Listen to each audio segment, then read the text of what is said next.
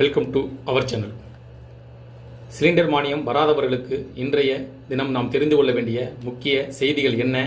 குறிப்பாக சிலிண்டர் மானியம் பார்த்திங்கன்னா அரசு தரப்பில் வழங்கப்பட்டு வருகிறது. யாருக்கெல்லாம் இந்த சிலிண்டர் மானியம் கிடைக்கும்?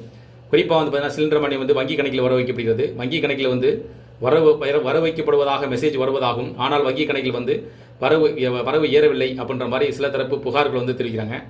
என்ன காரணத்திற்காக உங்களுக்கான சிலிண்டர் மானியம் வரல அப்படின்றத நீங்கள் கண்டிப்பாக தெரிஞ்சுக்கொள்ளணும். அதெல்லாம் பார்த்தீங்கன்னா தெரிஞ்சுக்கொண்டு அதை அதற்கான பணிகளை முடித்த பின்னர் சில வகையான பணிகளை நீங்கள் முடிச்சிங்க அப்படின்னா உங்களுக்கான அந்த சிலிண்டர் மானியம் நேரடியாக வங்கி கணக்கில் வர வைக்கப்படும்.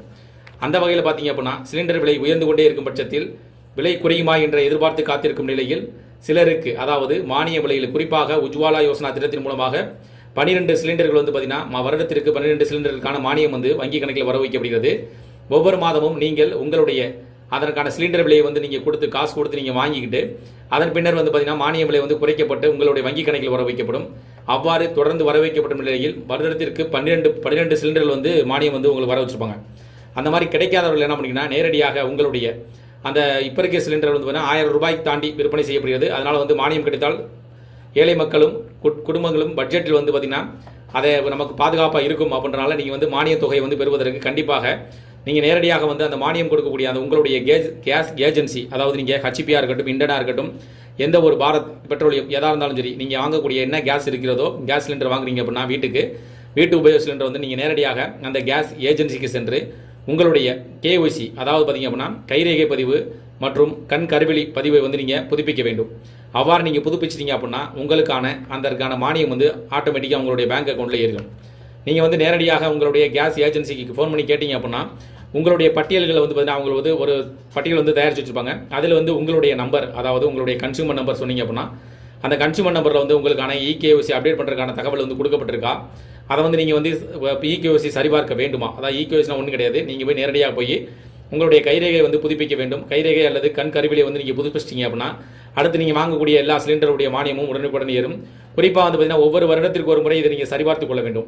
நம்ம என்ன கேட்டால் வங்கி கணக்கில் ஏறுது, அது மானியம் வந்து கொண்டிருக்கும் அப்படின்னு சொல்லி நினைக்கிறாங்க. ஆனால் பலருக்கும் வங்கி கணக்கில் மானியம் வரவில்லை என்றும் சொல்லப்படுது. அவ்வாறு உங்களுக்கு வங்கி கணக்கில் வருவதாக மெசேஜ் வங்கியில் ஏறாமல் இருந்துச்சுன்னு வச்சுங்களேன், நீங்கள் நேரடியான பார்த்தீங்கன்னா என்பிசிஎல் அப்படின்னு இருக்கு. அதாவது உங்களுடைய வங்கிக்கு சென்று national payment corporation of India மேப்பிங்கை சரி செய்ய வேண்டும் அப்படின்னு சொல்லி நீங்கள் பேங்க்கு சென்று தங்களுடைய கோரிக்கையை நீங்கள் வைக்கணும். அது மட்டும் இல்லாமல் பார்த்தீங்கன்னா மானிய நிறைவு நிலையை நீங்கள் அறிந்து கொள்வதற்கு mylbg.in என்ற அதிகாரப்பூர்வமான வெப்சைட்டுக்கு போயிட்டீங்க அப்படின்னா நீங்கள் கடந்த சில மாதங்களாக உங்களுடைய சிலிண்டர் மற்றும் அதற்கான வழங்கக்கூடிய மானிய தொகை பற்றிய விவரங்களை நீங்களே தெரிஞ்சுக்க முடியும். அதேபோல் இகேஒசி புதுப்பித்தல், கேஒசி விவரங்கள் காலாவதியாகி இருந்தால் உடனடியாக உங்கள் கேஸ் ஏஜென்சியை தொடர்பு கொண்டு கைரேகை அல்லது முக அடையாளங்களை பதிவு செய்வது மூலமாக நீங்கள் இனி வரக்கூடிய மாதங்கள் உங்களுடைய சிலிண்டர் மானியத்தை வங்கி கணக்கில் பெற்றுக்கொள்ள முடியும். அதனால் நீங்கள் என்ன பண்ணு கேட்டீங்கன்னா உங்களுடைய மானியம் வரவில்லை அப்படின்னா நீங்கள் கேஸ் ஏஜென்சிக்கு நேரடியாக சென்று உங்களுடைய கைரேகை பதிவை புதுப்பித்துக் கொள்ளுங்கள்.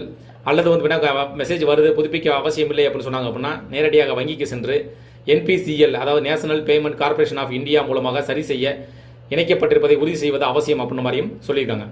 இந்த 2 வழிமுறைகளை பின்பற்றி நீங்கள் உங்களுடைய பணிகளை செய்து முடித்தால் கண்டிப்பாக இனி வரக்கூடிய மாதங்களில் உங்களுக்கான மானிய தொகை, சிலிண்டருக்கான மானிய தொகை வங்கி கணக்கில் வர வைக்கப்படும். இந்த தகவல் உங்களுக்கு பயனுள்ளதாக இருந்துச்சுன்னா இந்த வீடியோக்கு ஒரு லைக் பண்ணுங்கள். மீண்டும் இதே போல ஒரு பயனுள்ள தகவலில் சந்திக்கலாம். நன்றி.